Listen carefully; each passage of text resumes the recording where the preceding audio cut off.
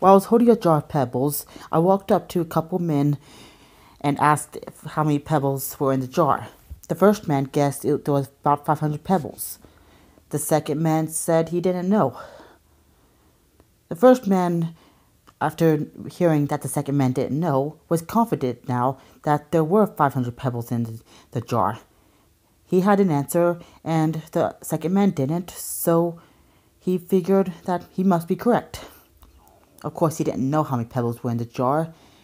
It was just a guess, but the lack of the answer of the second man made him think that maybe his answer was the correct one. And you can probably see the problem with this, and that's exactly what I want to talk about. Sometimes when one person says, for example, when people ask, how is the universe created?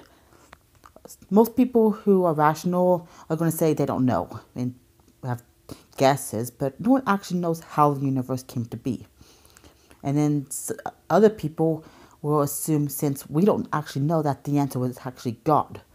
The problem here is God is a guess, and just because one person has a guess and another person doesn't necessarily mean that the one with the guess is going to be necessarily correct.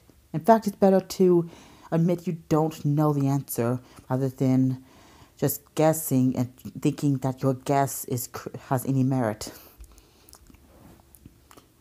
In fact, it's more honest to say that you don't know. If you don't know the answer, just admit it. There doesn't need to be a God to answer everything we don't know. That's not how it works. In fact, back then, people thought there were gods to explain everything that we now understand.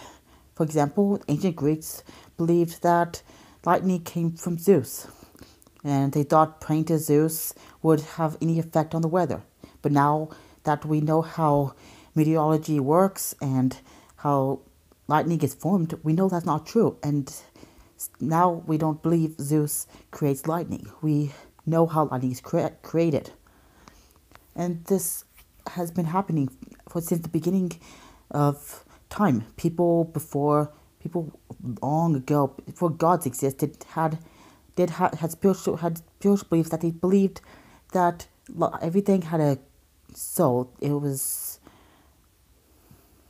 They believed that even though they didn't believe in God, they believed there was connection in the spirit of things.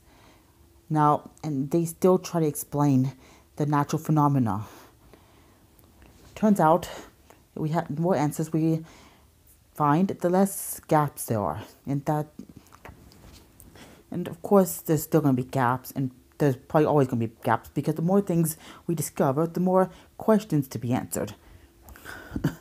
But that doesn't mean the gaps prove God. It just means that they're there until we can find them, we can fill them in.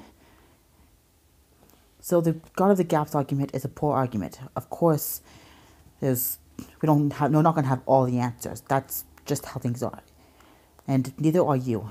Assuming that your answer is correct because another person doesn't have an answer is very small-minded. It's not how things work.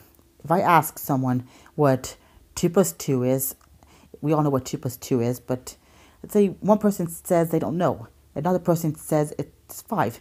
Does that mean the person who said it's 5 is the one who's correct? No. 2 plus 2 is not 5. We all know it's 4. So having one person having an answer and another person not doesn't mean that the person with the answer is going to be has the correct answer. In fact, we're going to find more answers to life and the universe as time goes on, and less reasons to assume God did this and God did that.